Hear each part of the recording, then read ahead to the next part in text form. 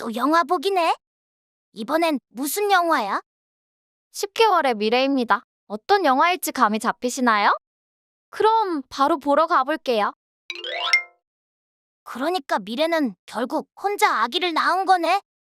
아이도 엄마가 한 명 있는 것보다 아빠도 있는 게 낫지 않나? 오, 전과는 다른 감상평인데요? 그럼 오늘도 진행자분들을 한번 불러볼까요? 영화 속 숨은 의미를 알아가는 시간! 안녕하세요. 접속 시네마이드가 좋다의 진행자 윤희, 전입니다. 오늘은 10개월의 미래라는 영화를 들고 나왔는데요. 윤희, 이번 영화를 짧게 소개해 주시겠어요? 10개월의 미래는 불확실한 미래에서도 개발자의 꿈을 가지고 나아가던 주인공 미래가 어느 날 예기치 않은 임신을 하고 급격한 삶의 변화 속 맞이 않는 혼란과 성장통을 담은 이야기입니다. 이번 영화 어떻게 보셨나요? 저는 우선 영상미가 너무 예쁘고 배경음악도 잘 삽입되어 있어 몰입하며 봤습니다. 특히 미래가 임신 사실을 알게 되자 그럴 일 없다며 강경한 입장을 나타내는 걸 보면서 갑작스러운 임신이 여성에게 얼마나 날벼락 같은 일인지 잘 보여준 것 같았어요. 그래서 감독님이 전하고자 하는 게 뭔지 찾아내고 싶은 마음으로 영화를 감상했던 것 같습니다. 저는 캐릭터 간의 관계가 흥미로웠는데요. 특히 작중 연인인 미래와 윤호가 어딘지 모르게 닮았다는 그런 느낌이 들더라고요. 그런데 그런 두 인물이 임신이라는 커다란 변수에 대처의 차이를 보이면서 결국에는 서로 다른 결말을 맞이한다는 점이 참 인상 깊었습니다. 저는 영화를 보면서 태명을 카오스로 지은 게 좀 신선한 충격으로 다가왔어요. 그런데 저희는 그 카오스에 의미가 숨어있다고 생각하시나 봐요. 맞습니다. 카오스. 태명으로는 흔치 않은 이름이잖아요. 저는 여기에도 의도가 있다고 생각을 해서 같이 얘기 나눠보고 싶었어요. 미래는 29살이라는 애매한 나이에 원치 않았던 임신을 하게 되죠. 미래가 불투명한 상태에서요. 자신의 가정을 꿈꿔본 적 없었으니 당연히 잉태의 기쁨을 느끼지 못해요. 이러한 혼돈의 카오스 속에서도 출산 혹은 중절을 선택해야만 했습니다. 그런데 미래는 납득이 가야 행동을 할 수 있는 사람이에요. 두 선택지를 두고 고민할 충분한 시간이 필요했지만 시간은 미래의 편이 아니죠. 결국 명분이 없다는 이유로 엄마가 될 것을 받아들여요. 네, 등 떠밀린 느낌이 드네요. 네, 그래서 저는 카오스라는 태명이 이러한 미래의 혼란스러움을 상징한다고 보았습니다. 그렇군요. 저도 이제 이해가 가는 것 같습니다. 임신 사실을 알게 된 후부터 미래의 일상에 혼란스러운 일들이 끊이지 않잖아요. 미래는 자신의 존재가 흐려지고 또 영영 헤매이게 될까 겁난다는 말을 자주 언급합니다. 먼저 아이를 출산한 미래의 선배 역시 행복해 보이지는 않아요.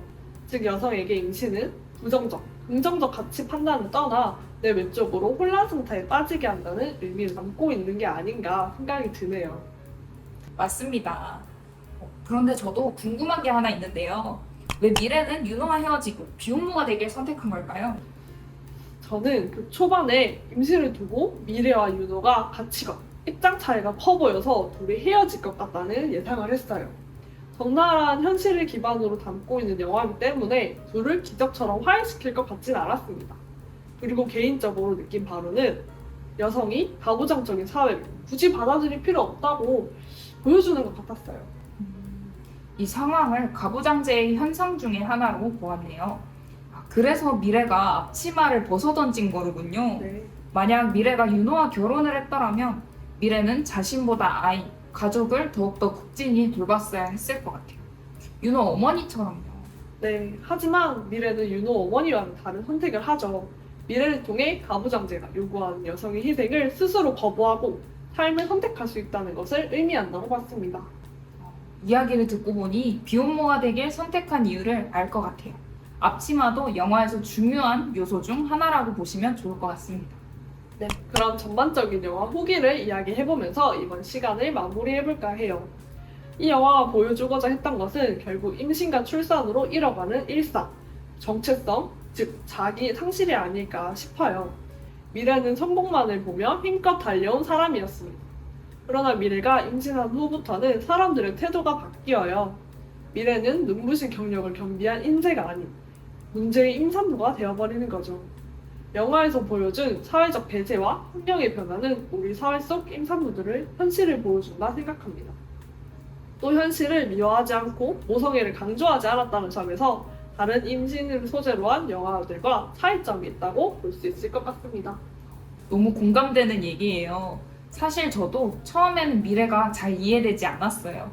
그 외에 외계인 운운하면서 임신 사실을 부정하고 자꾸 이유를 찾으려고 들잖아요. 그런 모습이 약간 웃기기도 하면서도 약간 속으로 답답했는데 내용을 다 보고 나니까 알겠더라고요. 저는 미래를 뱃속의 아이와 분리해서 보지 않았던 거예요. 영화에서 미래를 이해해주지 않는 다른 인물들과 제가 다를 바 없는 그런 사람이라는 것을 알고 적잖이 충격을 받았던 것 같습니다. 그런 면에서 저는 이 영화가 상당히 가치 있다고 보는데요. 보통 미디어에서는 임산부를 단순히 아이의 엄마 정도로 비추잖아요.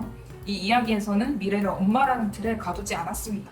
아마 이건 감독님이 미래를 비롯한 모든 어머니께 바치는 존중의 메시지가 아닌가 싶었어요. 자, 오늘은 이렇게 영화 10개월의 미래에 대해 이야기를 나눠봤는데요. 여러분들도 한 번쯤 보면 좋을 것 같다는 생각이 듭니다. 보시면 아름다운 미장센에 한 번 놀라고 현실감 있는 내용에 두 번 놀라시게 될 거예요. 그럼 지금까지 접속 시네마인드가 좋다의 윤희 전이었습니다. 안녕!